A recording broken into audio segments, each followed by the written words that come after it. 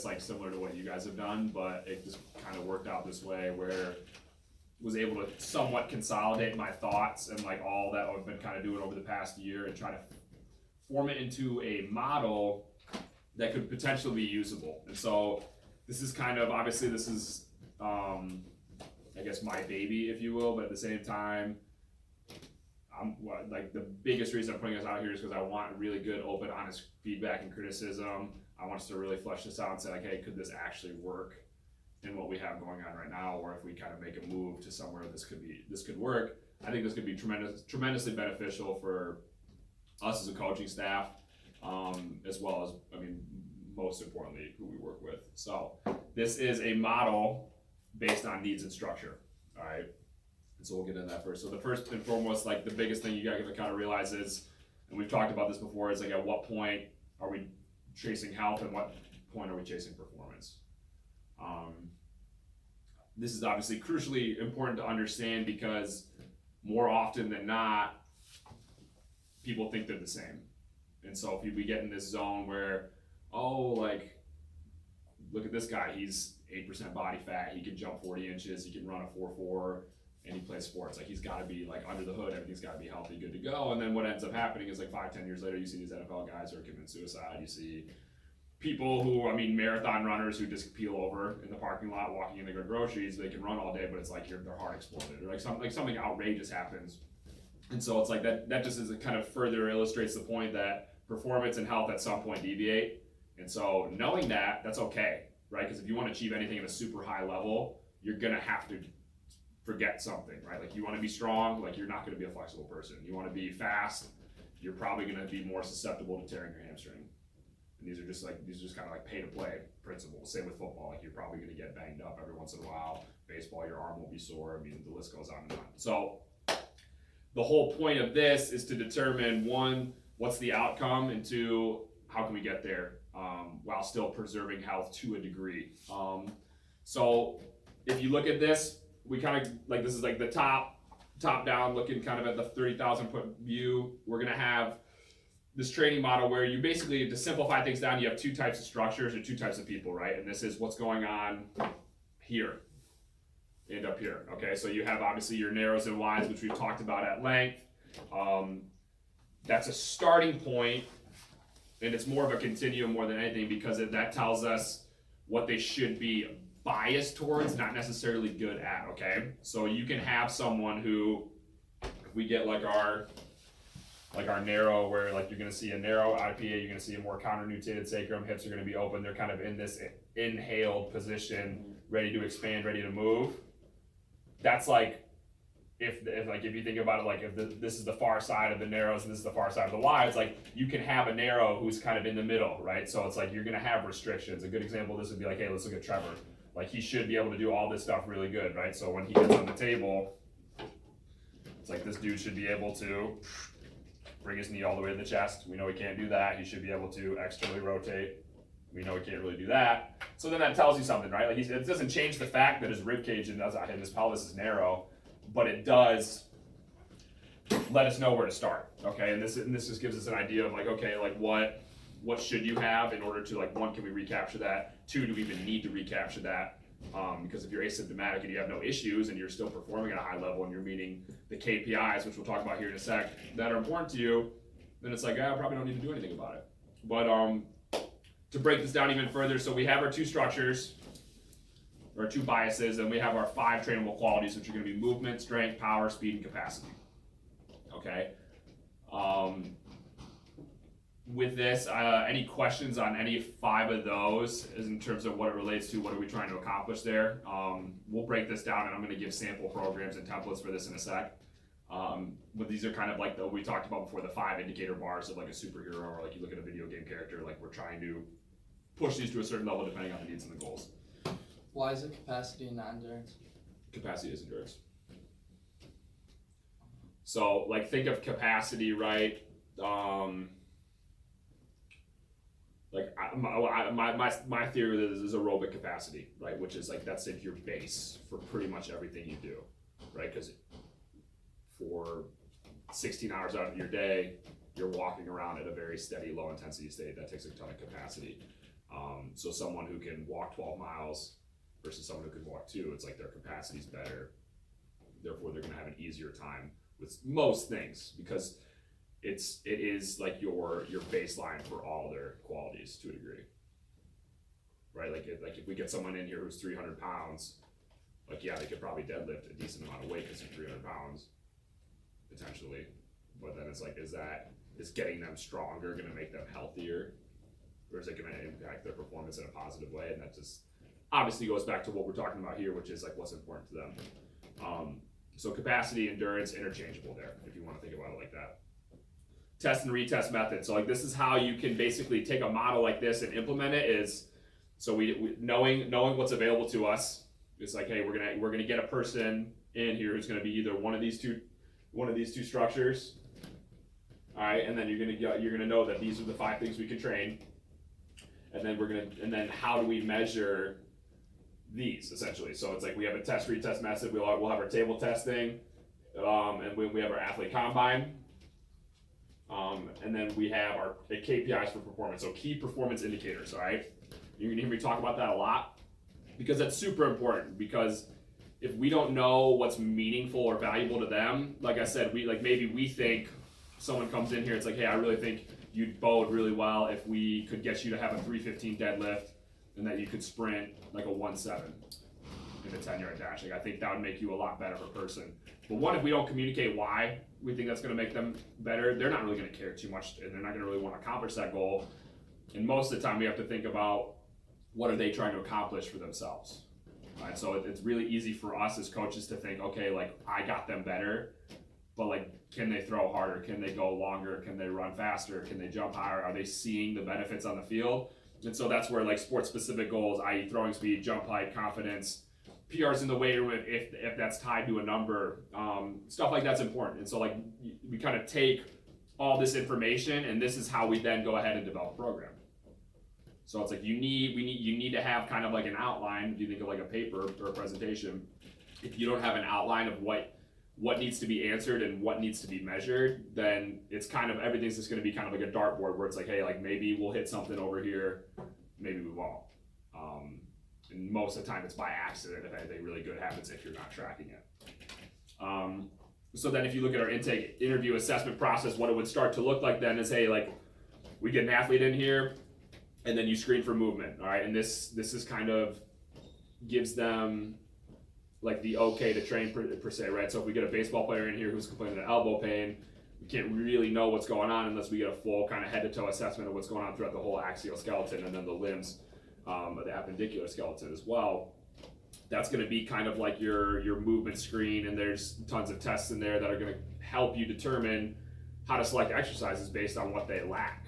And we'll get into the biases of that in a second here. Then we have our athlete combine test, which is going to measure our kind of like our absolute like strength via like sprinting and jumping, and it's also going to measure our power. And then we get some muscular endurance in there with pull-ups, and then our agility with the 5-10-5. I think it's an incomplete test to this day. Like I think there's better tests that we could probably add to it, and we're looking to revamp that soon in terms of like how do we measure upper body power? Like is it a seated like chest pass? Is it for distance? How are we measuring like weight room strength? Like that's a hard thing to measure, especially when we don't have sole control of these kids and we really only see them twice a week. Like I'm not going to have someone come in here and max deadlift their first week just so I have an idea of how strong they are. So getting creative with that is going to be different, but I think it's something important to at least keep note of in terms of who you're working with and what they need to accomplish. And then, like I said before, KPIs, what's important to them, right? Are they a volleyball player who they got no hop, so they got no arm speed when they spike the ball? Do they lack severe like movement limitations, or are they struggling with pain with certain exercises that they shouldn't really be struggling with? Or do we not realize that they're more prone to that injury based on their structure? That like we're force feeding these people exercises that are setting them up to fail because they're just not made to do that well without some serious intervention on the front end. And then based off these 3 kind of things that we can do with them here in the office and then even out there in the gym, once we get all those kind of created, then it's like, okay, now we know like what you lack.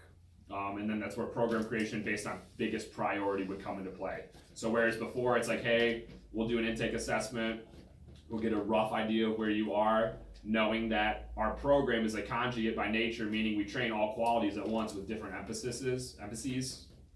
And so if we're training everything, like I said, accidentally, we will get results in a good way, right? So like we're always gonna have some sort of strength piece. Obviously the speed, agility, and quickness is always there on the front end. And then the jumps and the power development stuff and the accessory lifts, all that stuff is general in nature. And for a certain age group, I think that works super duper well. But if we're really trying to like max out that performance side of things, without kind of killing them health-wise, or at least not monitoring what's important to them, that's going to be much better for them in the long term if they're looking to accomplish a very specific goal. And then from there, we can also, this makes it more fun for us because then we can all specialize in something that we want to specialize in, and then that's kind of our clientele population. So if you look at something like this is kind of just a rough draft in my mind of what this looks like one day, where, hey, there's 5 coaches, or 4 or 5 coaches, each one of us has a specialty, right? So you get a freshman kid come in here who's $140 in soaking wet clothes and wants to play college football, and it's like, okay, well, you clearly need obvious strength and hypertrophy work. Like, I bet you'd probably be best spending more time in the weight room with Trevor rather than 35 to 40 minutes of speed development when you don't really have the prerequisite strength to really get a massive benefit out of that. Same with Alex. If we get someone who has decent levels of strength or whatever it may be, or they just really lack the ability to display that athletically, that's going to be more of like your speed or maybe more of like a power issue with how you can kind of demonstrate your velocities. Or if you get someone who's in pain or just severely restricted, right, and we just can't get them to do any exercise in the weight room, probably best if I work with them a little bit, or we just kind of see what's going on in a more intimate setting. And then that capacity one is a bit of a question mark. Luckily, we don't get a ton of people like that, but that's going to be your client who's, I mean, like a little bit more, will be like they have a tissue issue. How you doing? Where maybe they have a little too much mass that's preventing them just being athletic and simply just losing weight or getting a better aerobic fitness generalized program of just getting them in shape is just going to work wonders for them, because that's just going to open up more avenues to develop other qualities. And I don't really have a diagram for this per se, but if you think about it, like you have like your door to get into a room, all right, but it's like the door is movement, right? And we talk about this where it's like if I can't hit certain positions in baseball, if I can't hit certain positions in whatever sport I'm playing, I'm already going to be limited in what I can train. Right? If I can't touch my toes, like my deadlift probably isn't going to be phenomenal, and if I can't squat to depth, I'm probably leaving some stuff on the table in terms of how much power I can generate through my legs to go jump. So it's like if we can't even open that movement door, we can't even tap into all these other qualities with these other specialties, just because we just lack the ability to even max that out, right? If I have a limited hip extension, like is that gonna play a role in me being able to sprint as fast as possible? Maybe. We just don't know, and that's just kind of something you need to constantly test, retest, and measure. But like when we're looking at something like this, I don't want it to think that like this is a powerlifting program or a track program or even just a lay around and breathe program, because really we are still going to keep that like 4 or 5 burner approach where all the programs we run as a facility will contain the same elements. It's going to be more of like a block style where like we're focusing on certain qualities, and then while everything else is kind of in a maintenance mode, but the priority is reflected in the programming itself. So you think about how accessory work plays into the structural bias of a wide or a narrow, right? Like knowing what we know, like a narrow is going to be limited in internal rotation and like extension and adduction, all that stuff. So it's like we're picking exercises that are in this kind of 60 to 120 range. And then for everybody else, like if you're more of like a wide structure, you're going to be more of like a low reach, like 0 to 60 or 120 to 180 to bias you more towards stuff you lack. And then, like I said, the template is the same. It's just different based on what you're trying to accomplish and who you're working with. So as like, yeah, please. When we talked about the video game character, I don't know where that came from, but it had muscularity or Hypertrophy. Yeah, I would kind of throw that synonymous with the strength, so it's kind of like strength and size. Okay. And I didn't do a great job putting that on there, but Is there a place where fat loss would go, or kind of the same thing, like hypertrophy, fat loss? yeah, fat loss is more like the capacity Capacity. side of things. Like if we could just get them in better overall shape, and like with the idea that like, hey, we're trying to lose weight for performance, like that's kind of like your fat loss priority, and I'll show you what that looks like in a minute. But at the end of the day, like if they are training like an athlete, like I think that hypertrophy piece will come, and that's like the way you measure that is like, hey, like are you gaining good weight, or like are you leaning out, are you looking more muscular? Unless we were to buy like an in-body or DEXA scan, like that's not really something you can track super specifically. Yeah. That makes sense. That's a good question. I think like especially like if we think about who we work with, it's going to be more of like, hey, like if they don't just need strength, like strength and size are going to be kind of synonymous with each other. And like the more weight or volume you accumulate, the more compression, the more tissue you're going to build, and like that's going to be a good thing. And it's going to be hard to develop one without the other in a younger population. So if we're looking at a template, this would be like, all right, this is our lower body day, or this is just, you can pick anything here about, I'll just say lower body emphasis here is like, instead of a group warm up, it's like, hey, like ideally you're only working with 3 to 5 kids who are needing specifically what you want to coach and what you're good at coaching. So it's like, we don't need to do a giant group warm up, because it's like, hey, my group's not sprinting. So like why would I run when like probably most of the people I work with can't run to begin with, and that's why they're working with me. Or most of the people are like, hey, I can run for days, but like I'm not strong. So it's like, why would we need to run a ton when we could just go in the weight room and start lifting, or something like that? And it's kind of like I said, based on the priority, that's going to be the setup for the entire program. So like I think everybody can benefit from some sort of reset in some capacity, and with this intake process, like that's going to be a much easier thing to prescribe, because we're going to know exactly where they measure and what they need, rather than just kind of like, hey, like everybody lay on your back, feet on the wall, like here we go, 90-90, let's hit it. It can be more tailored to kind of what they need, and like odds are if they're working in the same group, they probably need roughly the same things anyway, so it doesn't need to be like super duper individualized. But like if you hit, rather than our warm up now, it's like, hey, let's hit a reset at 2 to 5 breaths. You get a good reset, like you will sweat, and like you will be like activated, if you want to call it that. And then we can get right into it, and that's where your power development comes in. After that, we'll move into like a main movement, a supplemental like exercise that builds it. So, and like I'll show you examples of this exercise wise in a second. And then we'll do a push, a hamstring, a row, an ab, and then those ankle iso holds we had talked about. And I'll get into that practically here in a few minutes too. But that's like a rough template of like pretty much every day you would run here. So if we break these down into the categories, starting with like a movement client, what does this look like? You're going to see someone with a lot of pain, or extensive injury history, maybe post-op rehab, or extremely limited range of motion. We just get people in here who may be, like we can beat up on Trevor, like just severely restricted in terms of how he moves.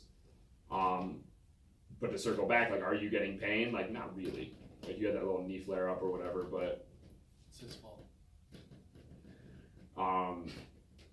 You're not super concerned with movement.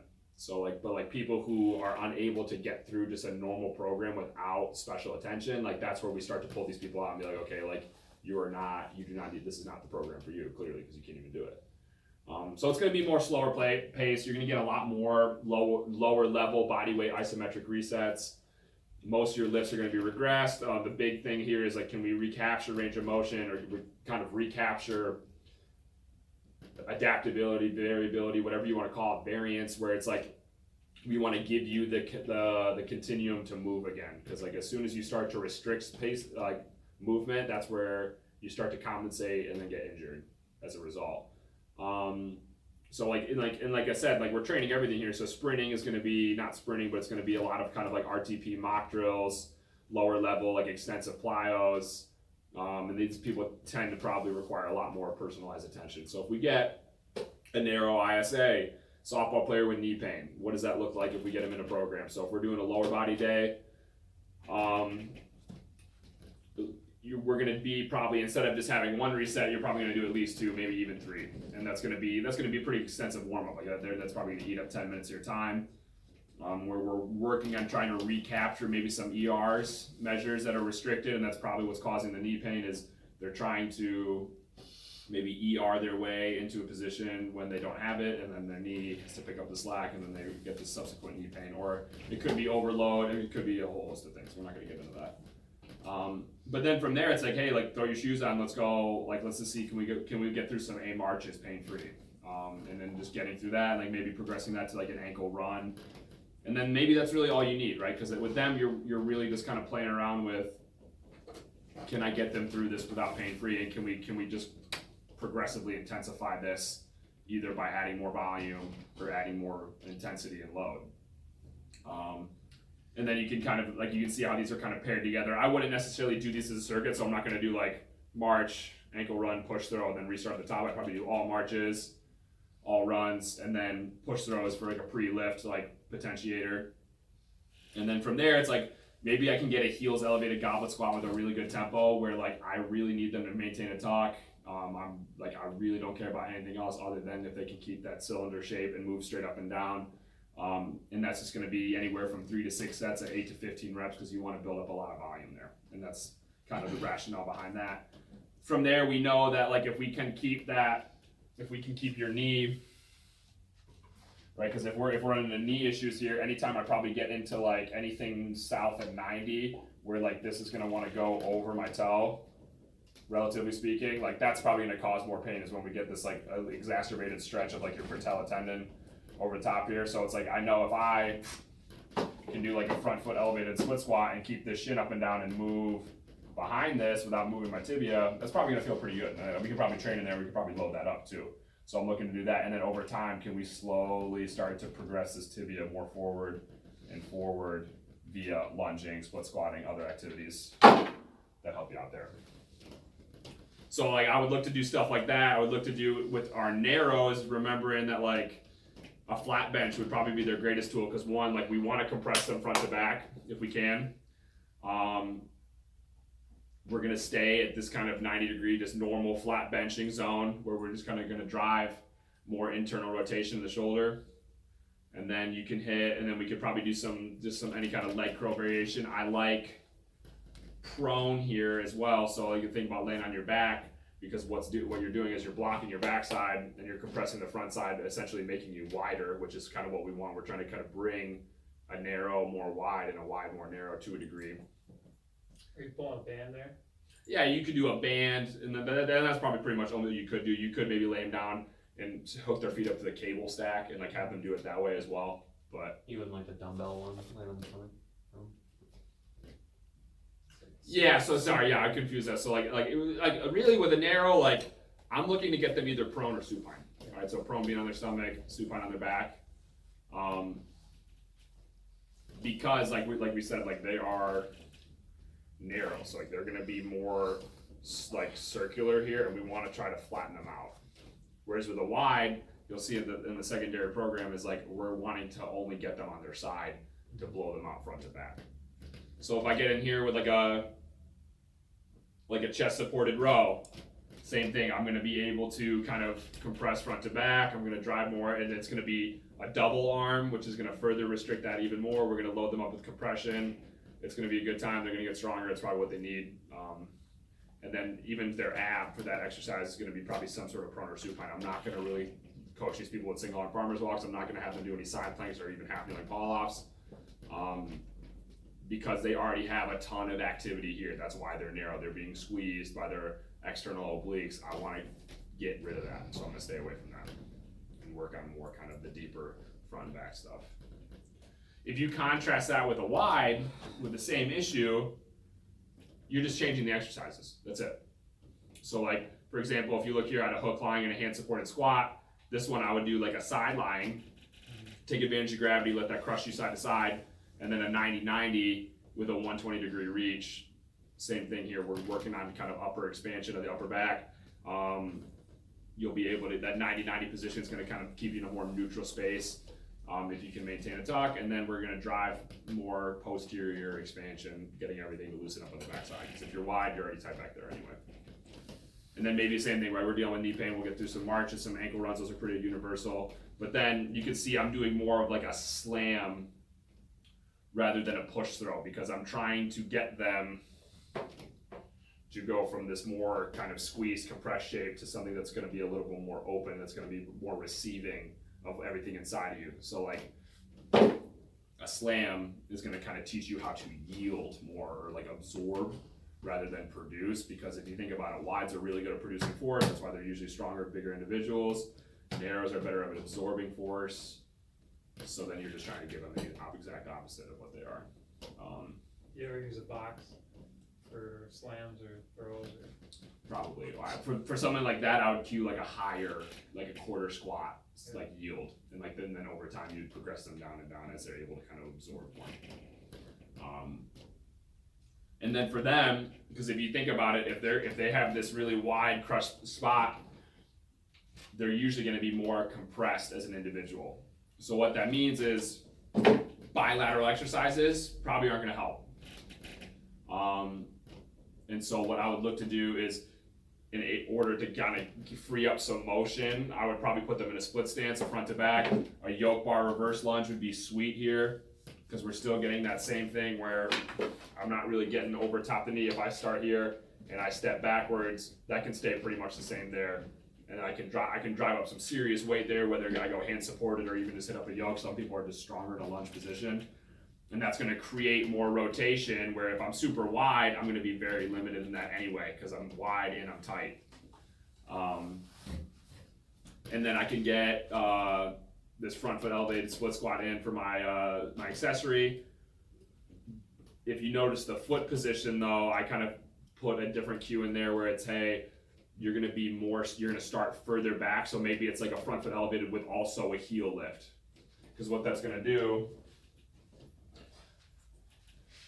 if I grab a book here, like this puts me back a little bit already. Okay, that's the whole point of a front foot. It's supposed to push you back. All right. So we're taking more load off this leg and kind of more balancing it out. If I continue to do that even further and start up here, I'm literally just going back to neutral as I descend down into a split squat. So that's going to give them even it's going to be even easier for them to kind of keep this shin. So it's not even straight up and down. I'm starting back here, and then I don't probably even get to neutral there. So whereas like before, if we have more of a narrow person, we probably start at more neutral and just keep it there. This is like I'm starting like at a much further back position, and then I'm driving it back to the center to where we technically would be starting from.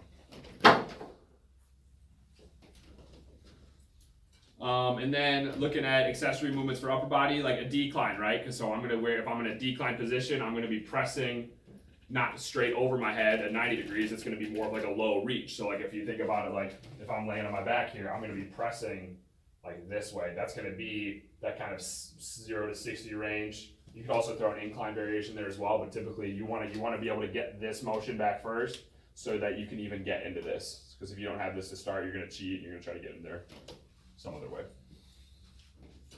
And then same thing, like girl, same exercise, we just change the position, put them in a decline. So maybe they're laying on their back off the bench, and then their feet are tied into the rack above their head, and they're just kind of in a decline position here, allowing their lungs to fill from the top down instead of the bottom up. Could you also use a Swiss ball for like a start? 100%, yeah. Feet elevated, hip thrust. Anything where you can get your rear end above your head would be helpful in restoring motion like there. Slider leg curl would be maybe similar to camp. Surely. Quick rabbit trail. Thought I had about resets and why it works with athletes with pain is because typically they're taught or they develop a habit of ignoring pain and toughing it out and being tough, and then reset. Like you can ask someone how they feel, but the program response is like, yeah, I'm good, everything's good. But when you get in a reset and you're in there with them and they're breathing, it tends to bring out exactly what they're feeling, and you're asking, the way you do it is like you're asking very specific questions about each part of their body. Yes. It's kind of training them to think differently about how they're actually using their body in space. 100%. Yeah. So this is, and that's, I'm glad you said that, because like this is gonna be a ton of work. Like you see like how just like how much thought it goes into this is just for one person in one day. Like this sucks. Like it's not like it's challenging. So that to me, I think this is incredibly fun and challenging, but it's also like when you're in a state where you're still in this absorbing and learning and consuming phase, it seems like a lot. And like the attention to detail needs to be like out of this world. And the hope is that hopefully with you running your own show, this will be a lot easier for you to implement this in a fashion that works for you. But you do almost have to like, the communication with the athletes needs to be so much better, right? Because like, if like, are we getting issues that are underlying or nagging, where we can't like really address these things before they become actual problems? Or I don't know, like if you can imagine like getting them to buy in to this kind of notion of like, hey, like we do, like this is not a place to be tough, and this isn't a place to like grind it out. That doesn't mean like the training is going to be easy, but like kind of knowing your limits, and like giving them an out almost helps most of the time. Being like, oh hey, like does that hurt your back? No, not really. I'm like, well, not really means yes, it does. Yeah. Like, and it's just not being satisfied with like if it doesn't look right to you, like the work part of this comes in and like helping them. And it's like, oh, I could just say, oh, just don't do this, and like, we'll hopefully it gets better. And usually it does. And like sometimes like they have a tough time deciphering between soreness and pain, which is another thing that we would need to talk to them about. But I really think that like in a more intimate environment like this, and hopefully like with the intake process and how we screen people out and stuff like that, it'll be a lot easier to get these people where it's like, hey, like we're here to train you like the Lamborghini you are, rather than like the used F350 that we bought on the farm. It's like, well, you're not a workhorse, because like those are dime a dozen. Like anyone can work hard at this point. Like you need to be smart about how you train, and then you also have to make the same kind of like brains to like toughness ratio. But getting back to this real quick, just to finish out, probably anything I'm doing with a wide is going to be almost always alternating to a degree, because that's going to drive more rotation. That's going to allow them to expand on one side, compress on and then compress on the opposite. So if I'm doing a row, I'm going to expand on my front side of my arm that's reaching. I'm going to compress on my back, or expand on my back side, and then as I switch, I'm getting this great rolling and rocking, but I'm also getting like opening and closing on both sides. And then any ab I do with a Y is going to be side lying or a single arm probably variation for a farmer's walk. Because I'm going to teach them to compress one side down, breathe in the other side, get some expansion, and then same thing, I'll switch and do the other side. Side planks are great, half kneeling stuff, like anything that's really like it's going to be more external oblique focus is something I'm really going to try to drive with them. And then going back to those ankle holds, I think that has a lot of merit, because I think the ankle jumps work if you have the prerequisite strength to utilize like it. So like we get people who aren't very elastic, and we're just trying to drive elasticity, but it's like their feet don't even have the strength to probably produce it in the first place. So if we address some of these with some like foot isometrics where we're driving a little bit more tension, and we're driving just some awareness on like how you can kind of use your feet and just take those stupid shoes off that they wear all the time and get them to like claw the ground and like kind of feel that arch like pop up and work for them, I think it's going to be tremendously beneficial. I'm playing around with that with a few people right now. I'm going to see if it works, and we'll see if we'll implement it. Does that, like the ankle holds and all that kind of stuff, would that be a good like primer pre-sprinting? No. Because Just because it's like a long. yeah, it's like I think you're taking away from the sprinting itself. But you're going to severely fatigue the foot by doing that. Because it should be pretty intense or really long duration. So you're either doing sets of a minute, or you're doing it weighted, or you're doing it partner resisted for anywhere from 10 to 60 seconds. So I think it's a good way to kind of close it out over time. So that's a movement patient, and like now like we could blow through all this. We don't have to spend a ton of time here for the rest of these, but like now you kind of know where your head is at. So like, hey, I get somebody who needs strength and hypertrophy. What's this look like? It's gonna be a weight room dominant athlete, more traditional style lifts, like bilateral exercises, like let's drive some strength, let's drive more load or mechanical tension, because that's going to yield the biggest strength and hypertrophy response. So like even doing like barbell back squats like isn't off the table here, because like that's going to have a tremendous hormonal response, because it's a very stressful lift. Like same with deadlifting, same with barbell benching, stuff like that, where you can drive a ton of load and a ton of volume. That's what we're going after here. But these people lack any semblance of like muscle, right? They just like kind of look like wet noodles, or they just don't have any ability to produce force. Like you put them in any state, they cannot create like the prerequisite like stiffness to pick something up heavy without flopping all over the place. And so this is where we're gonna give them the compression that they need in order for them to produce force, and then perform most of their movements in this kind of compression zone of squatting. So even whether it's at the legs or at the arms, you're gonna be in the 60 to 120 range. Mid to late propulsion. Basically what that means is you're going to be probably more, if we think about how this hits the ground, okay, when I step, that's early propulsion. I'm contacting the floor. As I slide over my foot, as I walk or run or whatever, I'm going to be more in middle, and then as soon as my toe comes off, I'm in late. So it's like we want to stay on the front half of that foot to a degree. It doesn't mean your whole foot's not on the ground, but you're going to be in activities that are going to be more force producing rather than landing, absorbing, and stopping. So that's going to be like rear leg elevated split squat, because that's going to dump you more forward. That's going to be activities that like aren't like, they don't need to do front foot elevated like stuff, because like that's going to put them in this more of this like yielding, receiving energy, but we want them producing at force and producing compression. So I'd probably stay away from that. Like for sprinting, falling starts, low squat starts. Yeah. I mean, with sprinting, like that, like you can do. I mean, that's all mid to like that's max propulsion. So like that's right in between those two zones. Like that's gonna hit it at 10 times out of 10. You don't even gotta cue it. It'll do it. Like any sprint you do, any good with decent mechanics will take care of that. But you're gonna be. I mean, if you're doing more hypertrophy focus, you're gonna be between that 60 and 80% probably, and then the strength's gonna be more 80 to 100%. But then I put a little note here, is like these athletes need to be closely monitored, as the more compression we drive into the system, the more movement will be lost. Determining the point of diminishing return and quickly looking to phase into the more athletic style training is going to be absolutely huge here, right? So it's like how much strength is enough, and as we're getting them bigger or stronger, like are they still holding on to like movements that like are going to help them with their sport, right? So like I just like going back to baseball, because it's the season right now, it's kind of fresh in my brain, is like if I start to lose this at the price of putting on more size, it's like, am I really getting him better? It's like probably not. So then at that point, it's like if we're not monitoring that we're going to lose key performance indicators that take away from their ability to do their thing. And then that's when we start to almost get selfish and like, hey, like this, like I got this kid bigger, like it worked, but it's like, did it work for what he was trying to accomplish? So it's always kind of keeping that fresh in our minds, is like what the goal is.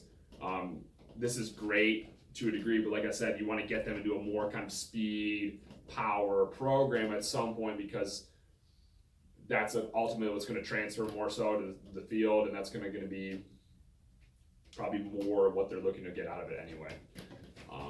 So just closely monitoring that and trying to phase them out quickly is going to be huge. For people like this, you're going to get maybe one reset. We'll get some mock drills. I said you'll do all of them, because that's going to be like your speed work, right? We can develop some power, we can develop some stiffness, because oftentimes what we'll see, right, is with these kids who come out here, they do mock drills just fine, but then they go to sprint and it all just falls apart, because they just don't realize that mock drills are sprinting. You know, like a high knee is you are running in place, you're sprinting in place. Like that's what your sprint should look like to a degree when you're upright.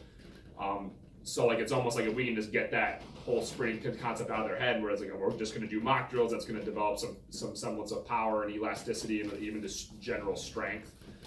Then we can get straight into a lift where we can drive more volume. So we'll do some for a narrow ISA, because they're so good at yielding and catching their guts when they go down. They almost do it so much so, and that's why you see this knee come in. So like if I look at an arrow, at somebody who's going to go up here, I'm going to go do my vertical jump. You're going to see this happens because your guts are falling so fast and your pelvis can't catch them. So your knees come in to stop that force, but otherwise you just literally crumble into the ground.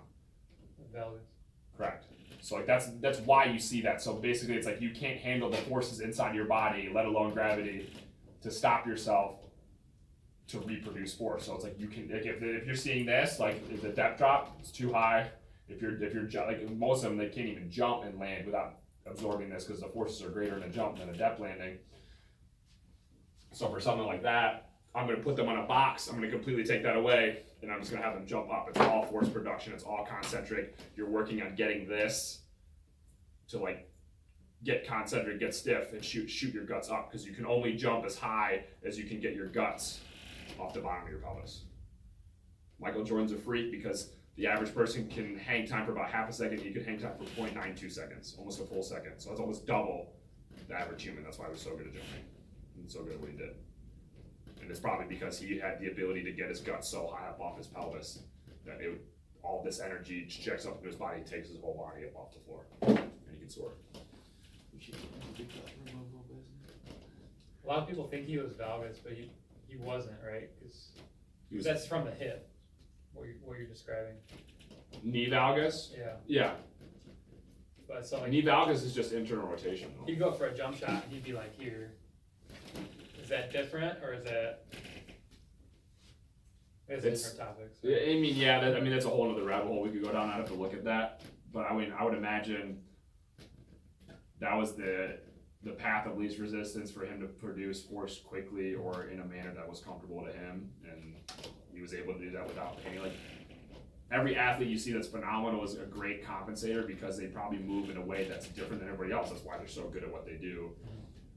Where they really separate themselves is just their ability to be resilient through a compensation. Whereas like if me and you try to sprint with a huge anterior pelvic tilt over time, low backs get pissed, shins start to get pissed, like hips, everything falls apart. But then you get somebody at the Olympic level and they have the exact same orientation with no hip IR, but they're still able to do it training session after training session with no real issues. You're like, okay, like that's just, you picked the right parents. And that's what makes them so great. Like you see these kids who are constantly getting hurt. It's like, if you're constantly getting hurt, you're not gonna probably make it to the next level.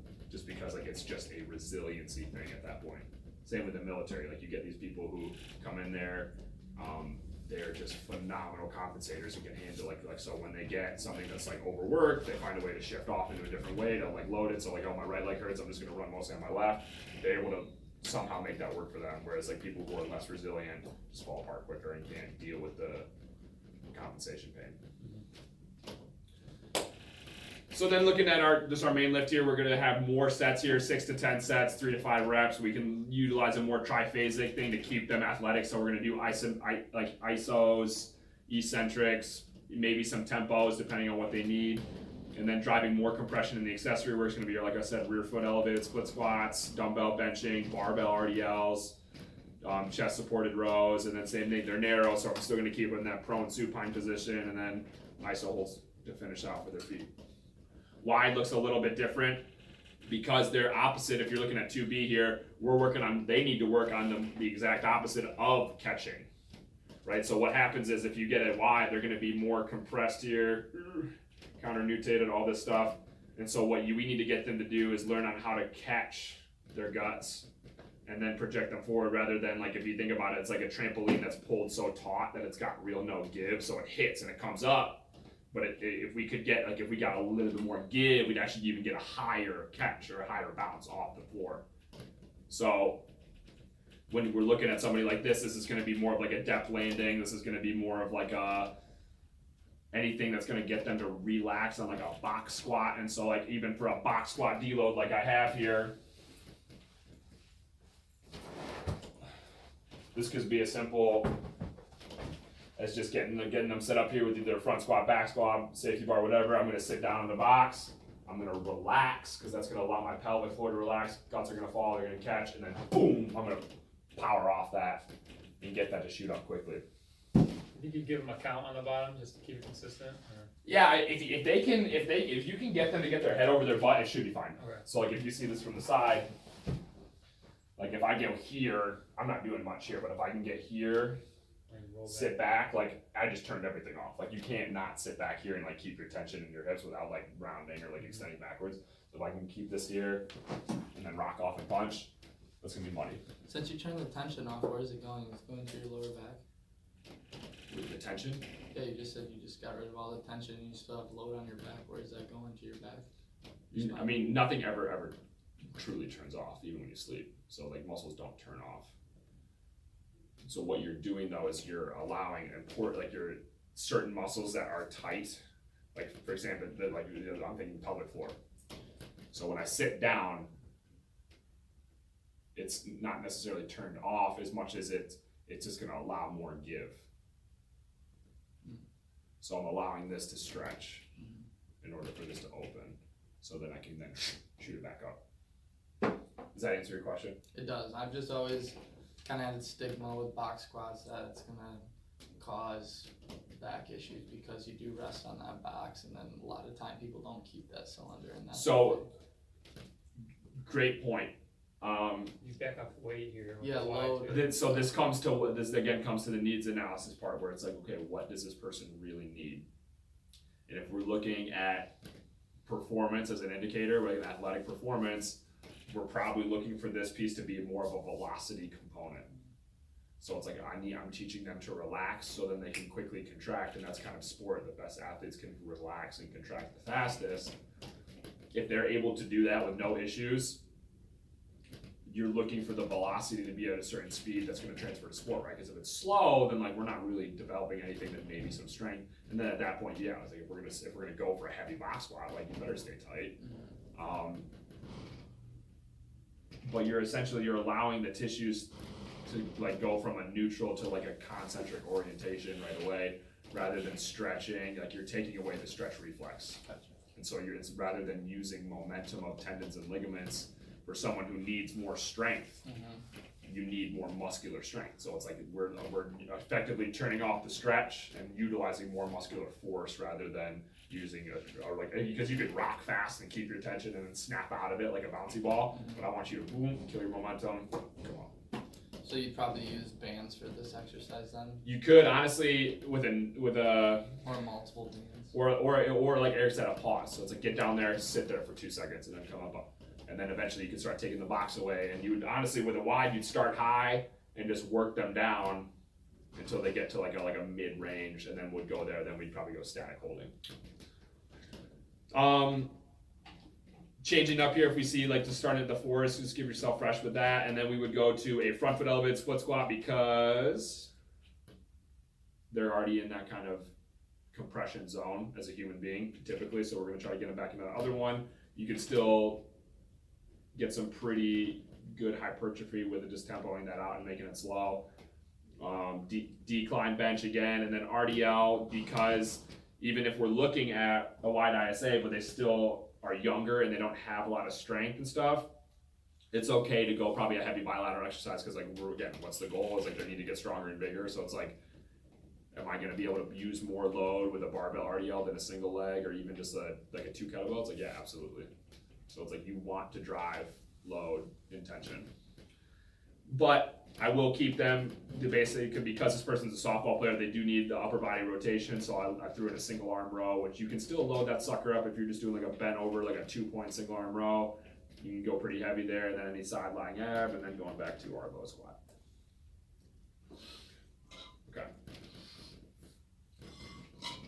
Power. This one fascinates me. I like this one a lot. Weight room strong, but lack the ability to display the strength quickly. These are your grinders, right? Like every rep just looks painfully slow, but somehow they're able to get it up regardless. Just think of high school lift. Yeah, like this is like your classic high school. It's like if you run a bigger, faster, stronger, you are going to get a lot of kids who can grind up or cat back up 400 pounds on a deadlift because they've done the volume and the work to get there, but like it looks like crap. And there's no real transfer in the field. So think about it like this: you're turning a gorilla into a kangaroo, right? Gorilla's stupid strong, but there's no elasticity, there's no athleticism, there's no movement with it. So what you do then is you would take bands and chains and you turn everything into dynamic effort, where you're taking 50% of the load, but then you're adding, 20 to 35% in band tension. So the concentric has to be explosive, and that gives you the power you're looking for, the transfer of power. via bands and chains. You're also looking at a lot of intensive med ball throws. So like this is our normal med ball throw like section. We're going to hit a lot of power throws, a lot of concentric jumping, speed, strength, sprinting. So this is not going to be like, this is going to be more of our ground-based starts that require pretty much equal parts speed, strength, probably a little bit more so speed than strength, but the strength component's there. That's going to be more of like a power zone. ISO works great here too, because usually when you're trying to develop power under the bar, you're going to be anywhere from 60 to 75% of your 1 rep max. That's just kind of like the rule of thumb that the techs go by. In isometric work, if you usually throw in an ISO work, you can usually get in some quality work up to 75% before the speed of your lift starts to drop off, and then like at that point you should just go to strength work. Are you doing heel holds? Oh, sorry, got ahead of myself. Yep, right here. Good point. Let's go back here. So notice this. All right, all these people are looking at low squat, low ankle heel hold. That's pretty much unanimous throughout like the movement people and the strength hypertrophy. When we get into this, the very bottom there, we're looking at a more mid squat. So this is going to be like half squat, quarter squat hold. The reason being is if you look at the transfer of height, right, this is going to be more synonymous with most of your lifting activities, right? You're going to get set up low in a deadlift, you're going to get low in a squat, you're going to bench or whatever you're going to do. You're going to do this to develop that more strength, all right? And then when we want to get more powerful, this is more of like a powerful position, right? I get in the linebacker stance here, I go to jump or anything here, it's going to be in this kind of zone. So then you want that to transfer, you're going to go there, whereas a top speed would be more here, and then I'd do my ankle holds in this top speed position. So you're just transferring the shape of the body with the emphasis of the program. So then for someone who's doing power, we'll hit 1 reset, because usually like people shouldn't have really too many issues, but we'll do it anyway because I think it's a game changer if you can get them in right. Mock drills, all med ball starts, push-up starts. You're probably looking at 100 to 200 meters a session here. And then we're looking at hurdle jump, so repeat power exposure, so 2 hurdles to a box jump.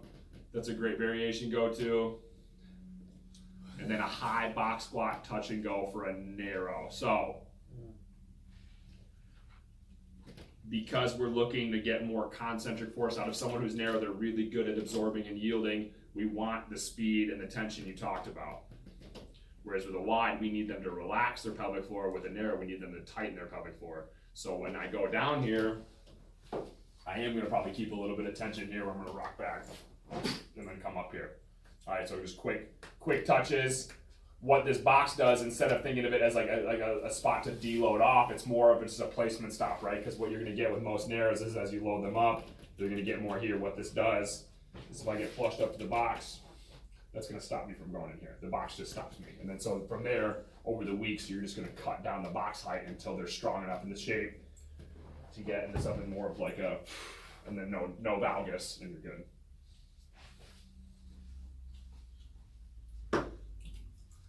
Touch and goes, or like I said, we could do isos to kind of create that tension at the bottom and then have them shoot out of that and work on the speed coming out of the bottom of the hold. Those are just progressions there. Step ups, that's a good, I'd throw that in there for them. Dumbbell bench, banded RDL, so you have some more the goal with that being maybe you stand on a band and then tied around the barbell, kind of like the guys are doing a deadlift, and you're focusing on just hip extension, lockout, power. Sled rows, it's going to be more dynamic, more explosive. So like a lighter weight moved fast, and then like the whole premise of this program is you're trying to do stuff fast. So like the reason I do a step up, ignore the 2-2 tempo, that was copy and pasted.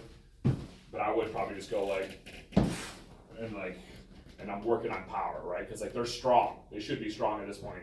Where it's now everything is cued, and the intent of this whole program is like you need to show me how quick it is. Like show me quickly, wow, with good technique.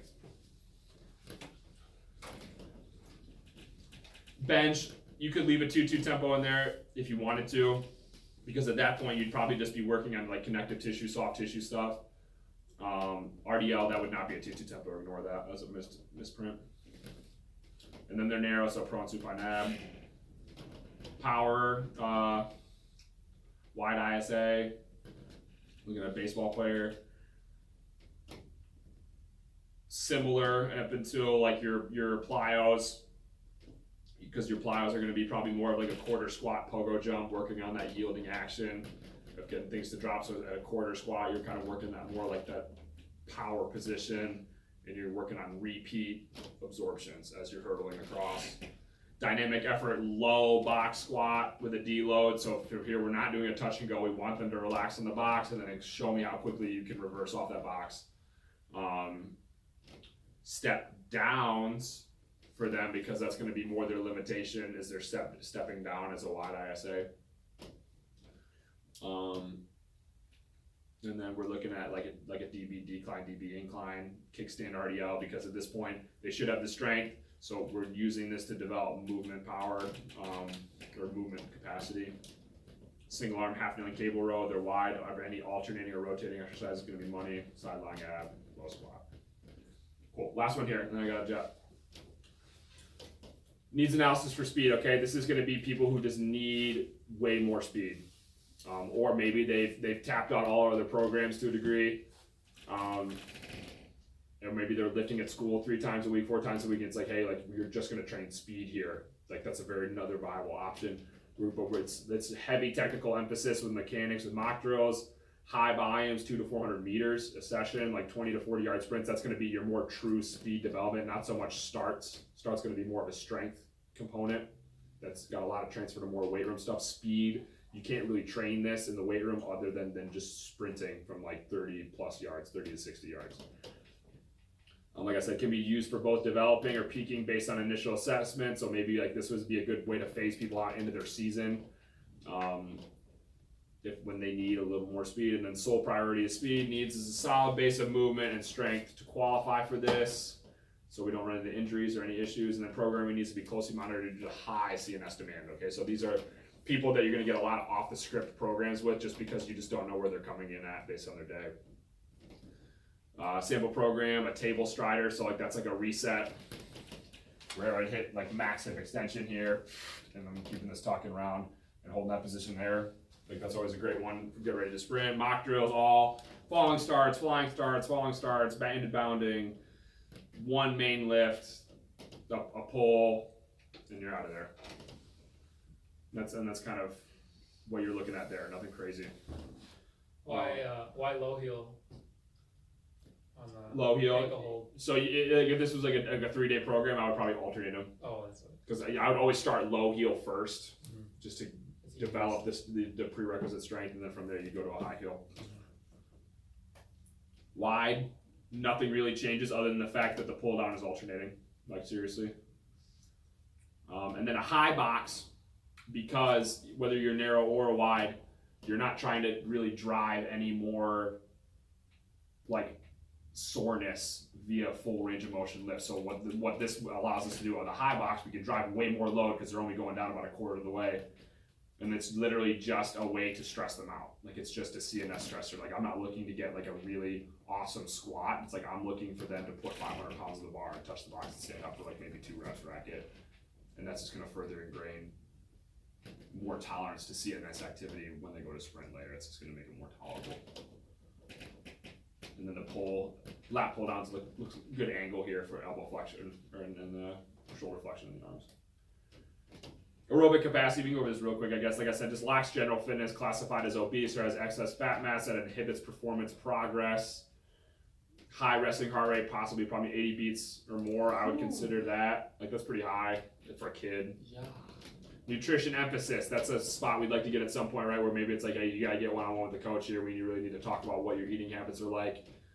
It takes a decent amount of qualification to have a good conversation, especially if it's a young girl or a kid. So I would try to stay away from that unless we had somebody qualified. But most of our training is gonna be steady state aerobic work or circuit style training. So you're gonna get maybe a reset in, teach them how to breathe. And then like based on their ISA, like you can set their seat height at a 90-degree angle, which is actually going to drive adduction, internal rotation, all that good stuff as they're conditioning. And then if you put them on a bike and they're reaching at 90 degrees, getting the same thing. Whereas if I get somebody who's wide, I'd probably put them at a lower or higher seat, so they're doing more of a low reach and getting more posterior expansion rather than anterior expansion when everything's here at 90 degrees. but then like you see their circuit's going to be like a 5 exercise set, and then maybe some med ball, like Derek Hansen style, like med ball circuits at the end where you're doing goblet squat to box, hook line floor press, forward backward sled, farmer's carry, recline rows, just getting them through it. Like sets and reps there. I mean, it's really more for time. Maybe get them through, give them like a 30 seconds between exercises, minute between sets, tops, and then you're just literally just gassing on the whole time, trying to get them just to just burn calories, get some quality reps in with stuff, and like that's gonna work a long way. And then for them, like really the only thing changes here is like probably your farmer's carry variation would be different if they're wide, and then you'd alternate the floor press rather than having them go probably bilateral. Nasal breathing when possible. Nasal breathing would be sweet for their steady state stuff. So even if they get on here and we're doing like light tempo intervals, I'd be more apt to have them go minute, minute and a half, 2 minutes on, 30-minute off to drive more aerobic conditioning. Rather than 30-30, because it's like they just need more ability to last and they just need more calories burned. So it'd be like you just look to do that. I don't think you could waste your time with sprinting and jumping and all this stuff just because the forces are going to be so great for the body to handle with all this excess mass that you're just stressing joints out. They probably are limited in movement to begin with, so it's like the more dumb you can make it by like putting them to a box on a squat or having them lay in a hook line position and just pushing and pulling a sled, like stuff, simple, stupid stuff. That's usually pretty fun anyway. Like it just works out for everybody involved, and you're literally just trying to get them in better shape. So that's all I have.